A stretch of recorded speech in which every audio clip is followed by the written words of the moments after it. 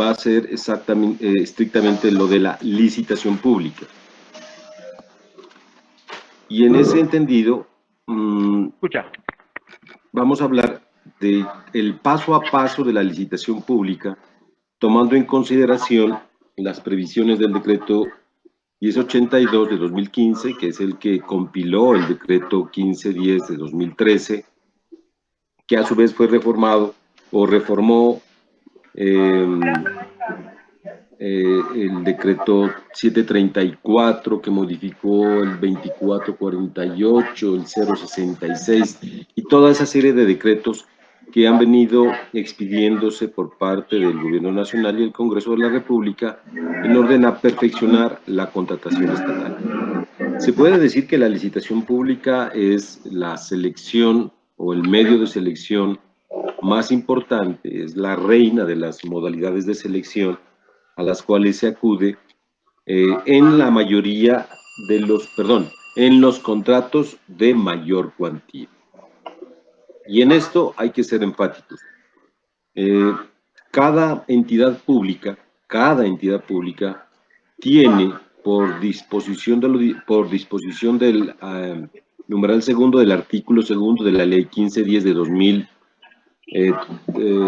2007, que fue modificada posteriormente, tiene su mayor cuantía dependiendo de su presupuesto anual. Poniéndolo en contexto, podemos decir que en el caso del municipio de Córdoba, la mayor cuantía se determina, en primer lugar, estableciendo cuál es la menor cuantía. La menor cuantía se basa en el presupuesto de ingresos del municipio sin tomar en cuenta las transferencias, lo que son ingresos propios. Entonces, una vez que logro determinar la menor cuantía que está fijada en salarios mínimos, y para el caso en comento, la menor cuantía en el municipio de Córdoba es de 280 salarios mínimos. Todo lo que supere los 280 salarios mínimos es mayor cuantía. Nos vamos a centrar estrictamente en el procedimiento de cada una de las etapas que se deben agotar para efectos de una licitación pública. En ese orden de ideas,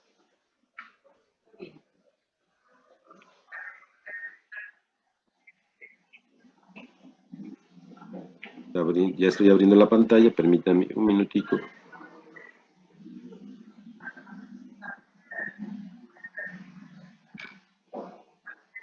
Entonces, voy a compartir pantalla.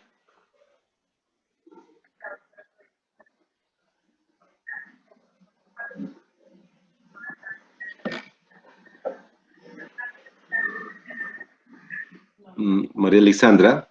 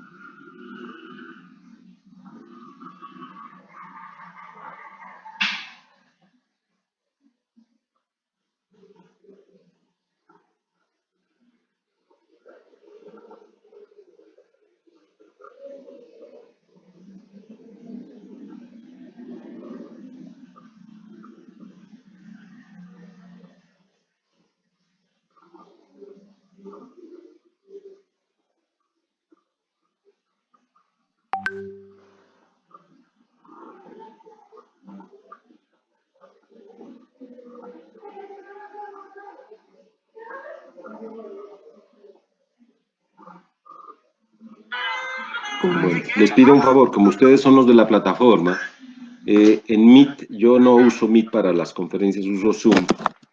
¿Cómo lo comparto la pantalla? Perdóneme. ¿Cómo comparto el...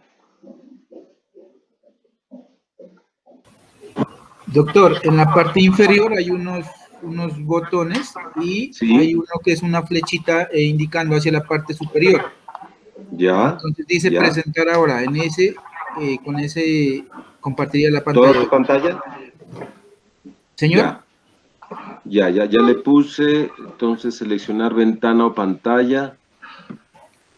Ya ahí le da está. las dos opciones. ¿Cuál de las dos, en cuál de las dos tiene la presentación?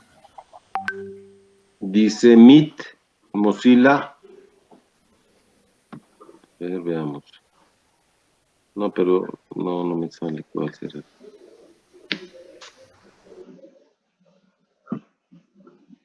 Permitid, amigos, ver su pantalla. Ta. Permítame. Datos. F.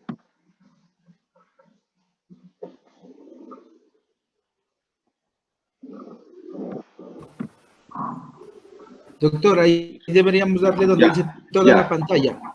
Sí, ya estoy abriendo aquí.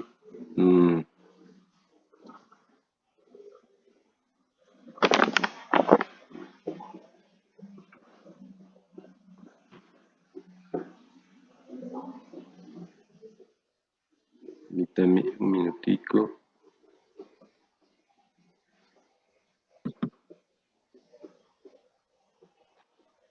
Aquí está.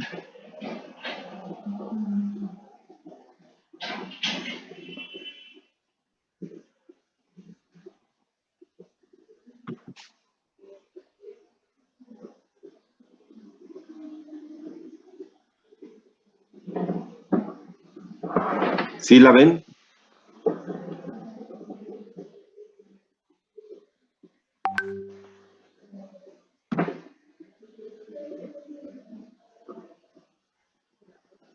¿Sí la ven la pantalla, por favor? Doctor, ¿Sí? sí miramos la pantalla. Ah, bueno, excelente. Bueno, entonces, la licitación pública, les decía, es la mayoría de los, perdón, no es la mayoría, en realidad se ha convertido en la excepción a las modalidades de selección. Sin embargo, por su procedimiento, por el proceso que se adelanta, se puede afirmar que es la prueba o la modalidad de selección, perdón, reina en las diferentes modalidades de selección que tenemos, como es la licitación pública, la selección abreviada, el concurso de méritos, en sus dos modalidades, la invitación pública de mínima cuantía, que es una excepción a la ley 1150, porque es una creación de la ley 1474-2011, y la contratación directa, que está prevista en el numeral cuarto de la ley 1150-2007. Encontramos entonces, cuando hablamos de la licitación, el marco normativo es el artículo 39 de la ley 80 de 1993 y está en el numeral primero del artículo segundo de la ley 1150 de 2007. Todo lo referente a la licitación pública está en el capítulo primero, subsección primera del decreto 1082 de 2015. No hago referencias mayores a los artículos, ya que eso lo vamos a hacer en el devenir de esta exposición. Lo primero que debemos tener presente para efectos de una licitación, como en general de todas las modalidades de selección, es la elaboración de los estudios y de los documentos previos.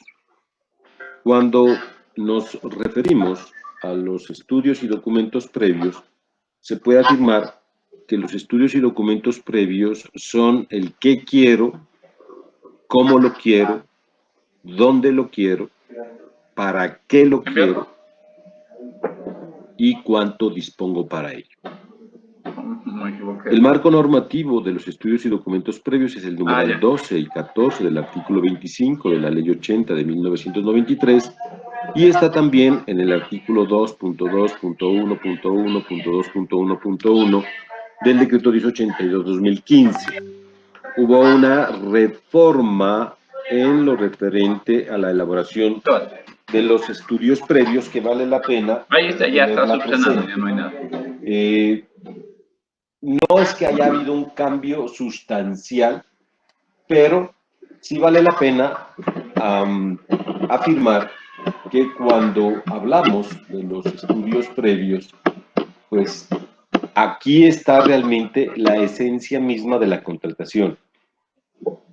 Se sabe que cuando hablamos de una licitación pública, como de una selección abreviada o de un concurso de méritos, hay una relación que se llama de ida y vuelta, se llama una relación sinalagmática entre el contrato y el pliego de condiciones. Pero el Consejo de Estado ha reconocido que esa relación sinalagmática no solamente es entre el pliego de condiciones y el contrato, sino que es tripartita, porque el principal fundamento que da origen a una contratación es precisamente el estudio previo, que es el primer documento en el cual yo establezco qué es lo que realmente quiero, para qué lo quiero, dónde lo quiero y obviamente cuánto dispongo para esa contratación. Y en ese entendimiento hay algo que vale la pena tener presente. Y yo me estoy deteniendo en este aspecto de los estudios previos porque generalmente en los estudios previos se está obviando o se está omitiendo algo que es fundamental, que es lo correspondiente a la matriz de riesgos. Y es que la matriz de riesgos debe, y es ahora que está unificada, tanto en la audiencia de observaciones como de designación de riesgos, está unificada y la matriz de riesgos debe estar aquí en el estudio previo. Es decir, la matriz de riesgos no solamente va en el pliego, va en los estudios previos. Determinado ya los estudios y documentos previos, debe uno proceder en una licitación pública a pedir la disponibilidad presupuestal. Lo de la disponibilidad presupuestal lo encontramos su fundamento en el artículo 71 del decreto 111 de 1996, que es el Estatuto Orgánico de Presupuesto. Este Estatuto Orgánico de Presupuesto fue compilado en el decreto 111 de 1996 y su norma matriz es una ley preconstitucional, que es la ley 38 de 1989. El fundamento, le reitero, es el artículo 71 del decreto 111, que dice que ninguna entidad puede establecer a través de actos o contratos la asunción de compromisos sin contar con la existencia de disponibilidad que permita la asunción o asumir esa serie de obligaciones producto del contrato o del acto administrativo.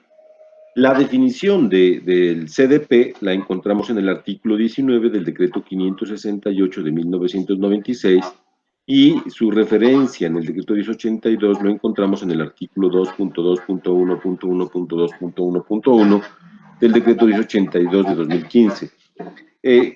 No olvidemos que el decreto 1082 lo que hizo fue compilar muchas normas, entre otras las contractuales, y entre una de ellas, la más importante, era el decreto 1510 de 2013. En ese entendido, vale la pena advertir que el Consejo de Estado ha dicho enfáticamente que la inexistencia de un certificado de disponibilidad presupuestal no anula el contrato. ¿Por qué?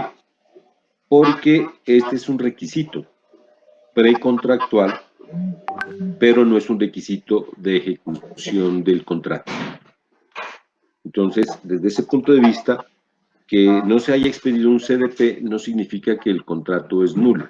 Sencillamente, que para efectos operativos es imposible, en realidad de verdad, iniciar una licitación pública sin contar con la disponibilidad presupuestal, porque es, reitero, el documento que nos permite determinar para todos cuánto cuenta la administración pública, o en este caso una entidad estatal, para efectos de iniciar un proceso de contratación. Una vez que tengo el estudio previo y la disponibilidad presupuestal, viene el aviso de convocatoria. Ese aviso de convocatoria no tiene fórmula sacramental, simplemente es llenar una serie de requisitos que el aviso lleva, en el cual se establece qué es lo que se quiere contratar, por cuánto tiempo se quiere contratar, cuál es la disponibilidad presupuestal que se tiene y a quienes se invita realmente, a quienes diríamos así, cuáles son las personas que pueden participar en el proceso de contratación. Generalmente se lo hace a todas las personas naturales o jurídicas, nacionales o extranjeras, que tengan interés en el proceso contractual. Ello no es óbice para también determinar que en las invitaciones se debe también decir que en el proceso también se invita a los consorcios, uniones temporales, porque no olvidemos que los consorcios y uniones temporales son figuras atípicas, son atipicidades legales que no corresponden ni a personas naturales ni a personas jurídicas. Las encontramos en el artículo 7º de la Ley 80 de 1993. Entonces, el aviso de convocatoria reemplazó lo que anteriormente conocíamos como el aviso de prensa, porque en realidad antes, bajo la premisa del artículo 209 de la Constitución Política, que habla de la publicidad, que está desarrollado en el artículo 3º del Código de Procedimiento Administrativo y Contencioso Administrativo, pues antes uno hacía las en periodos de amplia circulación nacional. Actualmente eso se elimina y se hace la publicación, el aviso de convocatoria en el SECOP, que es la plataforma del Gobierno Nacional para efectos de publicar o de publicitar, en aplicación de ese principio de publicidad, el medio oficial. Entonces ya no hay que publicar en el Diario del Sur, en la República o en el Tiempo, nada de eso. Sencillamente se lo hace en la plataforma del SECOP. Luego viene la publicación del proyecto de pliego de condiciones. El proyecto de pliego de condiciones o prepliego es un documento preparatorio que es susceptible de ser modificado, de ser desmontado, si quieren, porque hasta este momento la administración no tiene una obligación o un imperativo legal que lo obligue a terminar el proceso que se hace a través de esta modalidad de selección. Es decir, hasta este momento, hasta cuando yo tengo el proyecto de pliego de condiciones, la administración se puede echar para atrás. ¿Cómo? Si la administración encuentra que realmente por una circunstancia de emergencia necesita destinar los recursos que tenía para una contratación en otra cosa más prioritaria, más importante, fundamental, lo puede hacer sin ningún problema. No se requiere de ningún acto, porque en realidad la administración tiene esa potestad no tiene, digámoslo así, hasta este momento, una virtualidad jurídica que lo obligue a continuar con el proceso de contratación. Muchas entidades públicas acostumbran a hacer proyectos de pliegos de condiciones a medio hacer, que se llama. Y lo hacen sobre la base de que, tomando en consideración las observaciones que se hagan, se perfecciona un buen pliego. Aquí debemos dejar sentado una circunstancia que es lo relativo a los pliegos tipo. Los pliegos tipo han tenido un desarrollo bastante denso, el objetivo es de que se eviten lo que se llaman las licitaciones sastre o licitaciones direccionadas, y que los pliegos realmente contengan unas condiciones de generalidad que garanticen el principio de pluralidad de oferentes. En ese entendimiento, los pliegos tipo, que es un tema que tendríamos que abordarlo en una sesión especial, ellos estrictamente se enmarcan en unas condiciones exegéticas que el gobierno nacional dispuso como obligatorias para determinados tipos de contrato, como son los contratos de obra pública de infraestructura vial. Y en general, hay que reconocerlo que por virtud de lo dispuesto en la ley 1882 de 2020, creo que es de 2020, en esta ley se permite que el gobierno nacional extienda los pliegos tipo a más tipos de contratos, como son, por ejemplo, actualmente los contratos de interventoría en obra pública, y en general podemos decir que los pliegos tipo van a ser la regla general en todo tipo de contratación. Eso, para muchos doctrinantes, es motivo de censura, porque no se puede estereotipar los pliegos en todas las entidades públicas. Nariño tiene cerca del 90% de sus entidades territoriales, llámense municipios, como municipios de sexta categoría. Y sin embargo, no todos cuentan con con el mismo presupuesto ni infraestructura administrativa, y se hace un poco complejo, reitero, generalizar un pliego tipo para todos. Sin embargo, la ley está dictada en esos términos, y lo más probable es que los pliegos tipos se extiendan a todas las modalidades de selección, no solamente contratos de obra pública, de infraestructura vial, ni en los contratos de interventoría, de ese tipo de contratos, sino también a todos, es decir, a los contratos de consultoría, a los contratos que tengan que ver con el suministro de bienes o servicios, etc. Entonces, la publicación del proyecto de pliego de condiciones, hasta este momento no hay ninguna norma que a la administración la obligue a continuar con el proceso de selección. Hasta allí voy siendo claro, perdónenme. ¿Sí me escuchan, por favor? ¿Aló? Hola, Doc, sí, hasta allí sí, pues ya. de mi parte sí. Ah, bueno. Sí, Doc. Entonces, eso, sí les agradezco, porque a veces me puedo quedar yo hablando solo y ustedes perdidos por allá en el mundo de las redes. Entonces, como esto es virtualidad, pues les pido allí que me vayan confirmando cuando les haga preguntas de este tipo. Bueno, entonces ya tengo la publicación del proyecto de pliego de condiciones, que reitero, no tiene fórmulas sacramentales, simplemente llena esos requisitos de decir cuál es el objeto del contrato, el número de la licitación, el objeto del contrato, el valor del contrato, la duración del contrato y a quiénes se hace la invitación.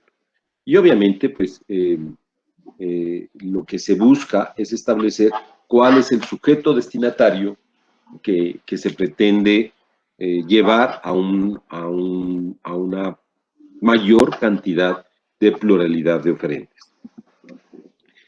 Y aquí viene ya un detalle que es bastante interesante, que es propio de las licitaciones públicas: las observaciones al proyecto de pliego de condiciones. Yo le relataba que muchas entidades públicas buscan, a través de unos pliegos, de unos prepliegos muy elementales, buscan que los interesados realmente le ayuden a forjar un buen pliego de condiciones. Y para ese efecto se dispone de 10 días mínimos para que todos los interesados puedan presentar observaciones al proyecto de pliego de condiciones. Y en esos 10 días, cualquier persona, y hay muchos de ellos que ni siquiera van a participar, pero que son muy activos en consultar la plataforma del SECOP, en la cual sencillamente dejan observaciones sobre los proyectos de pliegos de condiciones, obviamente, exceptuando los pliegos tipo, porque los pliegos tipo es un sometimiento taxativo a unas condiciones previamente establecidas en disposiciones legales, en unos manuales, que el gobierno nacional dispuso que lo puede hacer a través de la Unidad Nacional Colombia con Preficil. Entonces, ¿cómo debemos responder a esos pliegos, a esas observaciones, a los pliegos de condiciones? Una sugerencia que se hace, y es muy útil, es acopiar todas las observaciones que se hacen al prepliego, y para que no haya más tarde problemas en los cuales les reclamen que ustedes no dieron contestación completa a una observación, lo más prudente es, que es un poco un tecnicismo jurídico, que es transcribir la observación y a continuación dar respuesta. En la respuesta, que es generalmente motivada, va debidamente sustentada por razones de orden jurídico, presupuestal, financiero y de conveniencia, en la parte final de la respuesta a la observación, al proyecto, se debe decir se acepta, no se acepta o se acepta parcialmente. Si no se acepta la observación, sencillamente la administración no la tendrá en cuenta en el futuro.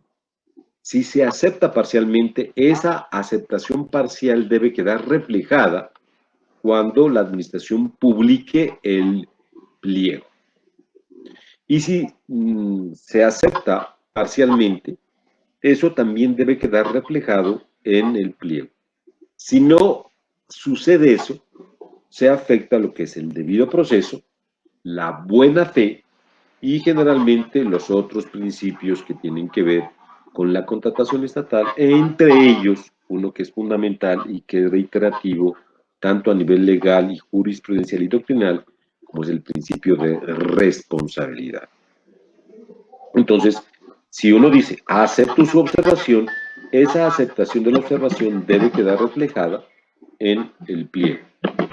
Si lo acepto parcialmente, también debe quedar reflejada esa aceptación parcial en el pliego. Y si no lo acepto, sencillamente le estoy diciendo al observador, a la persona interesada o que ha hecho esa observación, que en realidad de verdad no es pertinente o no es conducente para la administración tenerla en cuenta.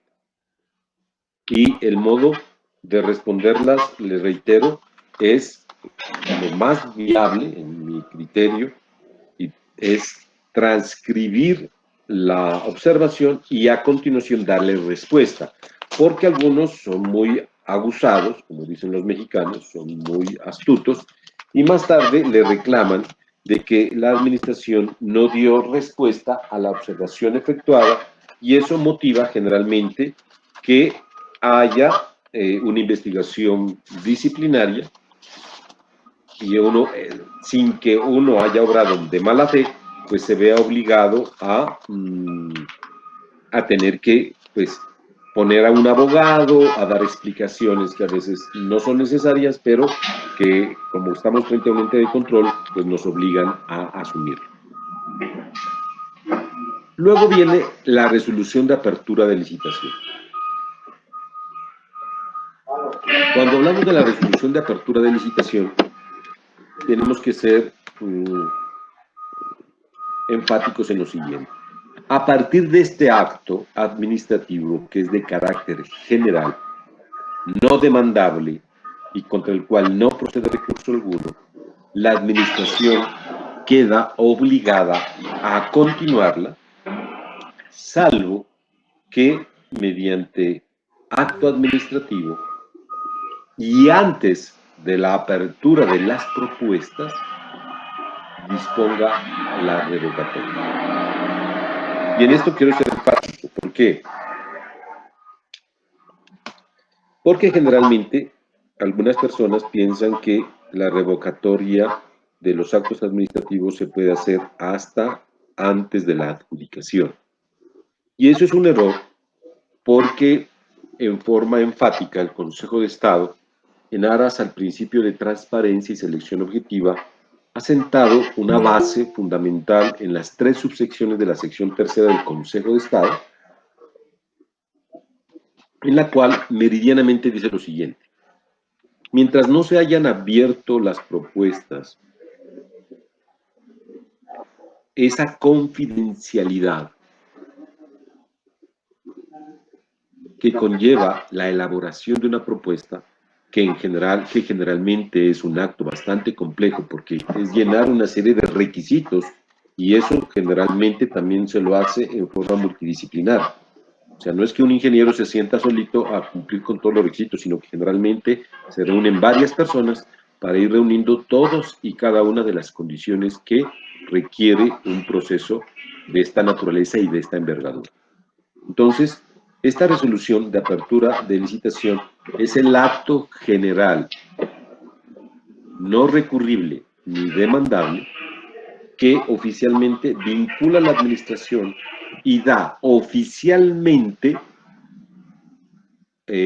apertura al proceso de selección, que en este caso es la licitación pública. Su contenido tampoco tiene fórmulas sacramentales, es simplemente llenar una serie de requisitos que son bastante lacónicos, son bastante pequeños, mínimos, en los cuales se brinda información sobre el proceso que se va a aperturar y en el cual se garantiza que la administración oficialmente da por iniciado el proceso de licitación pública. Lo encontramos en los artículos 2.2.1.1.7.1 y 2.2.1.2.1.5 del decreto 1082. En lo sucesivo no voy a hacer referencia a estos artículos en virtud a que es bastante dispendioso la lectura de este articulado, que como ustedes saben bien, últimamente se ha estilado, sobre todo en el gobierno del doctor Santos, del presidente Juan Manuel Santos, en el cual yo no sé quién le dio por colocar esa numeración, que tiene un significado, sí, pero que en realidad es muy compleja y da lugar a muchas veces a equivocarse por un número, ya que estamos hablando de 7 u 8 o 9 dígitos. Pero pongámoslo en este contexto. Están así las cosas, y la resolución de apertura, digámoslo así, es un acto preparatorio, es un acto administrativo preparatorio que da inicio oficialmente al proceso de selección, que en este caso estamos hablando de la licitación pública, contra el cual no procede recurso alguno. Luego viene la publicación del pliego de condiciones. Yo le puse pliego de condiciones definitivo. El definitivo es una, yo diría, es una dispensa que yo mismo me doy para distinguir entre el prepliego y el pliego. Pero muchos dicen, bueno, es un poco ligero decir definitivo, y vamos a decir que lo pongo definitivo en el sentido de que no es que no se pueda modificar, sino que este es el pliego que yo ya he acopiado y recogido todas las observaciones que se han hecho al proyecto de pliego de condiciones, el cual permaneció fijado en plataforma durante más de 10 días. Es sugerible que los prepliegos también se fijen en las páginas web de las entidades públicas, en las páginas web oficiales, institucionales, que les permita pues también a otras personas que tienen acceso a estas plataformas oficiales, pues saber que hay una licitación en curso, que se ha abierto un proceso y que ya está oficialmente aperturado. Luego viene la visita de obra. Lo de la visita de obra, quiero ser enfático en lo siguiente. Yo le coloqué opcional porque en realidad, de verdad, los organismos de control siempre se habían opuesto a la visita de obra como un requisito de habilitación. Y esto lo hacían principalmente porque en muchas ocasiones era muy difícil entrar al lugar donde se tenía que hacer la obra. Ejemplo, una electrificación, que generalmente una electrificación rural que muchas veces se hacía en campos agrestes, en terrenos muy agrestes, y que quedaba muy difícil, por decir algo, a una firma de ingenieros eléctricos o una firma de otro departamento, a una firma que quede muy lejos de Nariño, por ejemplo, una firma de La Guajira, venir y concursar porque tendría que trasladarse acá. Sin embargo, el Consejo de Estado ha dicho que sí se puede establecer como requisito habilitante siempre y cuando se pretenda determinar a través de esta visita de obra las condiciones de accesibilidad al suministro de bienes y servicios que sean necesarios y que permitan hacer una formulación adecuada, real, sobre costos que demandaría la obra. No es lo mismo hacer una obra en Pasto, por ejemplo, que hacerla en Córdoba o en uno de los corregimientos o veredas de la zona rural del municipio, que quedan muy distantes del casco urbano y que tienen y van a tener dificultades en el acceso a bienes y servicios, materiales, etc. Entonces, desde ese punto de vista, el Consejo de Estado sí ha dicho que en esas condiciones y siempre y cuando la visita de obra esté encaminada a eso, es viable establecerla como requisito habilitante, de lo contrario no. Vale la pena advertir lo siguiente.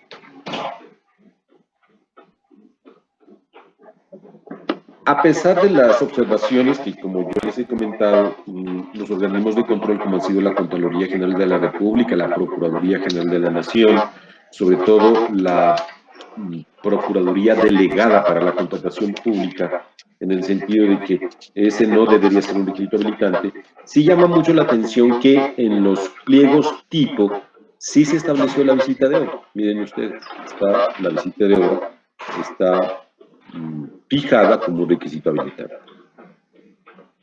Luego viene el acta de apertura del proceso de selección, que simplemente es un acto instrumental en el cual uno da por aperturado el proceso de selección, en el cual, si usted tiene una urna donde depositarla, pues sencillamente da fe a través de esta acta, en el cual se deja constancia de que el proceso ya queda aperturado para efectos de la elaboración y del proceso donde se va a recepcionar las propuestas.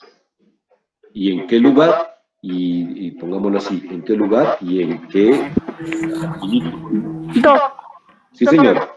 Qué pena, Doc. No, un apuntecito de logística. No sé si usted esté compartiendo alguna presentación, porque nosotros, o al menos yo no la estoy mirando. No sé si usted tenga una presentación en diapositivas. Sí, yo la estoy haciendo en diapositivas. Yo pensé que la estaba mirando. Pero no la estamos, no, Doc, no la, pues yo no la estoy mirando, Doc. No sé si los demás compañeros. ¿Me pueden decir los demás cómo están? Está una ventana de carpeta. ¿Sí la están viendo o no? No se está visualizando. ¿No se está visualizando? No se está visualizando. No, no se está visualizando. Solamente usted nos dejó en un archivo y allí está la licitación pública, pero no están las diapositivas, no las estamos mirando, Doc. Vea qué raro, yo pensé que sí. A ver, lo voy a echar para atrás.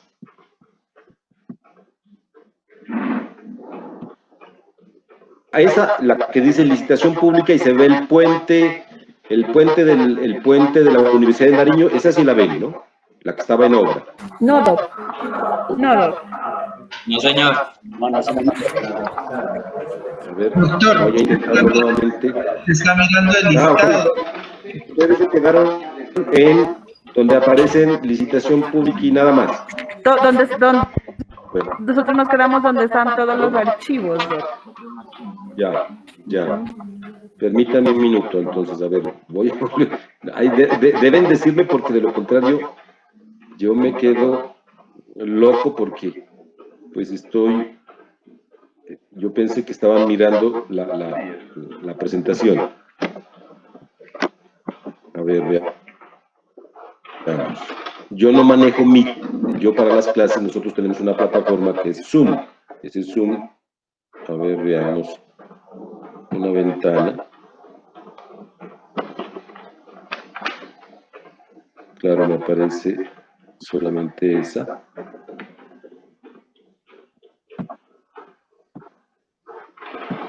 Perdónenme.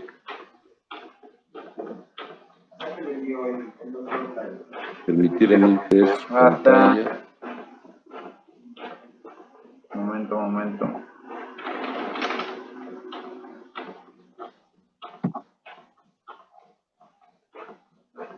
Hasta el registro de propuestas. Ustedes me dicen si van viendo. No más. Pues el acta de cierre, pero esas pues ya. Ah, no. Pero ¿Allí la miran? corregir esa. Registro de propuestas. No, doc, todavía no.